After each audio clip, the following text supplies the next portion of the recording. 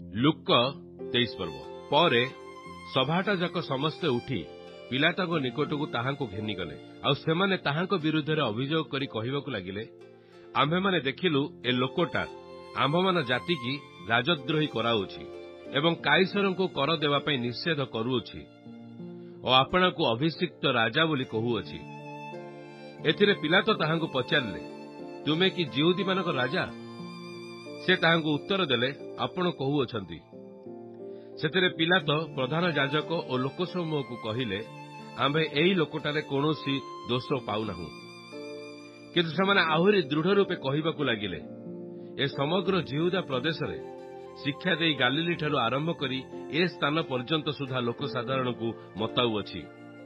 କିନ୍ତୁ ପିଲାତ ଏହା ଶୁଣି ପଚାରିଲେ, ଏ ଲୋକଟା କଣ ଜଣେ ଗାଲିଲୀୟ? ପୁଣି ସେ ଯେ ହେରୋଦଙ୍କ ରାଜ୍ୟର ଲୋକ ଏହା ଜ୍ଞାତ ହୋଇ ସେ ତାହାଙ୍କୁ ହେରୋଦଙ୍କ ନିକଟକୁ ପଠାଇଦେଲେ। ଯେଣୁ ସେ ମଧ୍ୟ ଏହି ସମୟରେ ଜେରୁସାଲେମରେ ଥିଲେ। ହେରୋଦ ଯୀଶୁଙ୍କୁ ଦେଖି ଅତ୍ୟନ୍ତ ଆନନ୍ଦିତ ହେଲେ, କାରଣ ସେ ତାହାଙ୍କ ବିଷୟ ଶୁଣିଥିବାରୁ ତାହାଙ୍କୁ ବହୁ କାଳରୁ ଦେଖିବାକୁ ଇଚ୍ଛା କରୁଥିଲେ। ପୁଣି ତାହାଙ୍କ ଦ୍ୱାରା କୌଣସି ଆଶ୍ଚର୍ଯ୍ୟକର୍ମ ସାଧିତ ହେବା ଦେଖିବାକୁ ଆଶା କରୁଥିଲେ। ଏଣୁ ସେ ତାହାଙ୍କୁ ଅନେକ କଥା ପଚାରିବାକୁ ଲାଗିଲେ, କିନ୍ତୁ ସେ ତାଙ୍କୁ କୌଣସି ଉତ୍ତର ଦେଲେ ନାହିଁ। ଆଉ ପ୍ରଧାନ ଯାଜକ ଓ ଶାସ୍ତ୍ରୀମାନେ ଠିଆ ହୋଇ ତାହାଙ୍କ ବିରୁଦ୍ଧରେ ତୀବ୍ର ଭାବରେ ଅଭିଯୋଗ କରୁଥିଲେ।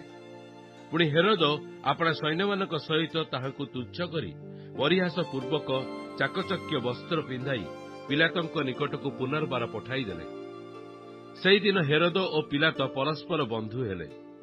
ଏଥିପୂର୍ବେ ସେମାନଙ୍କର ପରସ୍ପର ମଧ୍ୟରେ ଶତ୍ରୁତା ଥିଲା। ଏଥିଉତ୍ତରେ ପିଲାତ ପ୍ରଧାନ ଯାଜକ, ଅଧ୍ୟକ୍ଷ ଓ ଜନସାଧାରଣଙ୍କୁ ଡାକି ଏକତ୍ର କରି ସେମାନଙ୍କୁ କହିଲେ, ଏ ଲୋକ ସାଧାରଣଙ୍କୁ ବିଦ୍ରୋହୀ କରୁଅଛି ବୋଲି ତୁମେମାନେ ଏହାକୁ ଆମ୍ଭ ନିକଟକୁ ଆଣିଥିଲ। ଆଉ ଦେଖ, ଆମ୍ଭେ ତୁମ୍ଭ ସାକ୍ଷାତରେ ଏହାକୁ ପ୍ରଶ୍ନ କରି ତା ବିରୁଦ୍ଧରେ ତୁମେମାନେ ଯେ ସମସ୍ତ ଅଭିଯୋଗ କରୁଅଛ, ସେପରି କୌଣସି ଦୋଷ ଏହାଠାରେ ପାଇଲୁ ନାହିଁ। ହେରୋଦ ମଧ୍ୟ ପାଇପାରି ନାହାନ୍ତି, କାରଣ ସେ ତାହାକୁ ଆମ୍ଭମାନଙ୍କ ନିକଟକୁ ପୁଣି ପଠାଇଦେଲେ। ଆଉ ଦେଖ, ଏ ପ୍ରାଣଦଣ୍ଡ ଯୋଗ୍ୟ କୌଣସି କର୍ମ କରିନାହିଁ। ଅତଏବ ଆମ୍ଭେ ଏହାକୁ ଶାସ୍ତି ଦେଇ ମୁକ୍ତ କରିଦେବୁ। ପର୍ବ ସମୟରେ ସେମାନଙ୍କ ନିମନ୍ତେ ତାଙ୍କୁ ଜଣେ ବନ୍ଦୀକି ମୁକ୍ତ କରିବାକୁ ହେଉଥିଲା।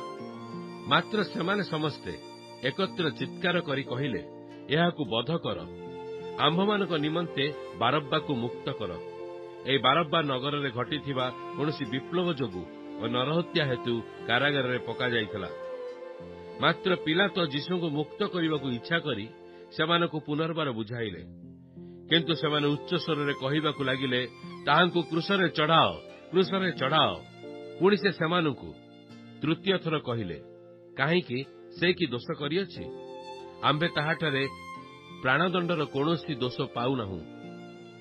ତେବେ ଆମ୍ଭେ ତାହାକୁ ଶାସ୍ତି ଦେଇ ଛାଡ଼ିଦେବା।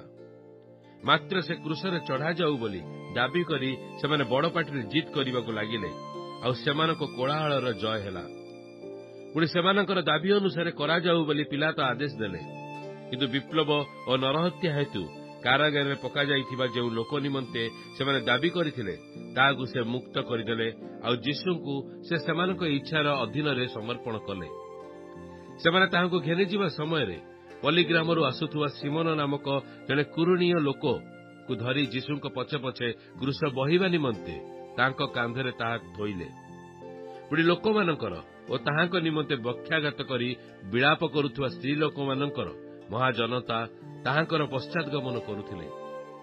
କିନ୍ତୁ ଯୀଶୁ ସେମାନଙ୍କ ଆଡ଼କୁ ବୁଲିପଡ଼ି କହିଲେ, ଗୋ ଜେରୁସାଲେମର କନ୍ୟାମାନେ, ମୋ ନିମନ୍ତେ ରୋଦନ କର ନାହିଁ, ବରଂ ଆପଣା ଆପଣା ନିମନ୍ତେ ଓ ଆପଣା ଆପଣା ସନ୍ତାନମାନଙ୍କ ନିମନ୍ତେ ରୋଦନ କର।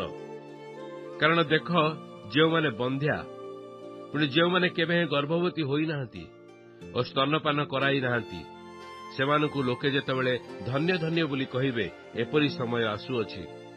ସେତେବେଳେ ଲୋକେ ପର୍ବତମାନଙ୍କୁ କହିବେ, ଆମ୍ଭମାନଙ୍କ ଉପରେ ଆସି ପଡ଼, ଆଉ ପର୍ବତମାନଙ୍କୁ କହିବାକୁ ଲାଗିବେ, ଆମ୍ଭମାନଙ୍କୁ ଘୋଡ଼ାଇ ପକାଅ। କାରଣ ଲୋକେ ଯଦି ସଚେତ ବୃକ୍ଷ ପ୍ରତି ଏହା କରନ୍ତି, ତେବେ ଶୁଷ୍କ ବୃକ୍ଷ ପ୍ରତି କଣ ନ ଘଟିବ? ପୁଣି ପ୍ରାଣଦଣ୍ଡ ଭୋଗିବା ନିମନ୍ତେ 2 ଜଣ ଦୁଷ୍କର୍ମକାରୀ ମଧ୍ୟ ତାହାଙ୍କ ସାଙ୍ଗରେ ନିଆଯାଉଥିଲେ। ଆଉ ସେମାନେ କପାଳ ନାମକ ସ୍ଥାନରେ ଉପସ୍ଥିତ ହୋଇ ସେଠାରେ ତାହାଙ୍କୁ କ୍ରୁଶରେ ଚଢ଼ାଇଲେ।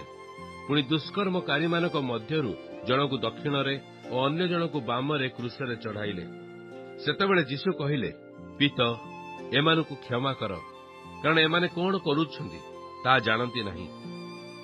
ଆଉ ସେମାନେ ତାହାଙ୍କ ବସ୍ତ୍ର ସବୁ ଭାଗ କରିବା ନିମନ୍ତେ ଗୁଲିବାଣ୍ଟ କଲେ। ପୁଣି ଲୋକମାନେ ଠିଆ ହୋଇ ଦେଖୁଥିଲେ। ଆଉ ଅଧ୍ୟକ୍ଷମାନେ ମଧ୍ୟ ତାହାଙ୍କୁ ବିଦ୍ରୂପ କରି କହିବାକୁ ଲାଗିଲେ, ସେ ଅନ୍ୟମାନଙ୍କୁ ରକ୍ଷା କଲା। ସେ ଯଦି ଈଶ୍ୱରଙ୍କ ମନୋନୀତ ଖ୍ରୀଷ୍ଟ, ତେବେ ନିଜକୁ ରକ୍ଷା କରୁ। ପୁଣି ସୈନ୍ୟମାନେ ମଧ୍ୟ ତାହାଙ୍କ ନିକଟକୁ ଆସି ଅମ୍ଳରସ ଯାଚି ତାହାଙ୍କୁ ପରିହାସ କରି କହିଲେ, ତୁ ଯଦି ଯିହୁଦୀମାନଙ୍କ ରାଜା, ତାହେଲେ ନିଜକୁ ରକ୍ଷା କର। ପୁଣି ତାହାଙ୍କ ଉର୍ଦ୍ଧ୍ୱରେ ଏହି ଲିପି ମଧ୍ୟ ଲେଖାଯାଇଥିଲା, ଏ ଯିହୁଦୀମାନଙ୍କ ରାଜା। ଆଉ କ୍ରୁଶରେ ଚଢ଼ାଯାଇଥିବା ଦୁଷ୍କର୍ମକାରୀମାନଙ୍କ ମଧ୍ୟରୁ ଜଣେ ତାହାଙ୍କୁ ନିନ୍ଦା କରି କହିବାକୁ ଲାଗିଲା, ତୁ କଣ ଖ୍ରୀଷ୍ଟ ନୋହୁ? ନିଜକୁ ଓ ଆମ୍ଭମାନଙ୍କୁ ରକ୍ଷା କର।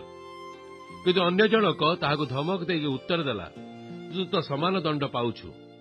ତୁ ତ ଈଶ୍ୱରଙ୍କୁ କଣ ବୋଧେ ଭୟ କରୁନାହୁଁ? ଆଉ ଆମ୍ଭେମାନେ ସିନା ନ୍ୟାୟ ଭାବରେ ଦଣ୍ଡ ଭୋଗୁଅଛୁ, କାରଣ ଆମ୍ଭେମାନେ ନିଜ ନିଜ କର୍ମର ସମୁଚିତ ଫଳ ପାଉଅଛୁ, କିନ୍ତୁ ଏହି ବ୍ୟକ୍ତି କୌଣସି ଦୋଷ କରିନାହାନ୍ତି। ପୁଣି ସେ କହିଲା, ହେ ଯୀଶୁ, ଆପଣ ନିଜ ରାଜ୍ୟରେ ପ୍ରବେଶ କଲେ ମୋତେ ସ୍ମରଣ କରିବେ। ସେଥିରେ ସେ ତାହାକୁ କହିଲେ, ମୁଁ ତୁମ୍ଭକୁ ସତ୍ୟ କହୁଅଛି, ଆଜି ତୁମ୍ଭେ ମୋ ସହିତ ପାରଦୀସରେ ଉପସ୍ଥିତ ହେବ। ସେତେବେଳେ ପ୍ରାୟ 12 ଘଣ୍ଟା ସମୟ ହୋଇଥିଲା।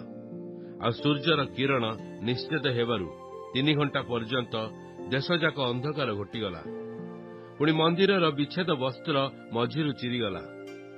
ଆଉ ଯୀଶୁ ଉଚ୍ଚସ୍ୱରରେ ଡାକି କହିଲେ, ହେ ପିତା, ତୁମ୍ଭ ହସ୍ତରେ ମୁଁ ଆପଣାର ଆତ୍ମା ସମର୍ପଣ କରୁଅଛି। ଏହା କହି ସେ ପ୍ରାଣତ୍ୟାଗ କଲେ। ଶତ ସେନାପତି ଏହି ଘଟଣା ଦେଖି ଈଶ୍ୱରଙ୍କ ଗୌରବ କରି କହିଲେ, ନିଶ୍ଚୟ ଏ ବ୍ୟକ୍ତି ଧାର୍ମିକ ଥିଲେ। ପୁଣି ଯେଉଁ ଲୋକ ସମୂହ ଦେଖିବାକୁ ଏକତ୍ରିତ ହୋଇଥିଲେ, ସେମାନେ ସମସ୍ତେ ସେହି ସବୁ ଘଟଣା ଦେଖି ବକ୍ଷାଘାତ କରୁ କରୁ ବାହୁଡ଼ିବାକୁ ଲାଗିଲେ। କିନ୍ତୁ ତାହାଙ୍କର ପରିଚିତ ସମସ୍ତେ ଓ ଗାଲିଲରୁ ଏକତ୍ର ମିଳି ତାହାଙ୍କ ପଛେ ପଛେ ଆସୁଥିବା ସ୍ତ୍ରୀ ଲୋକମାନେ ଦୂରରେ ଠିଆ ହୋଇ ଏହିସବୁ ଦେଖୁଥିଲେ।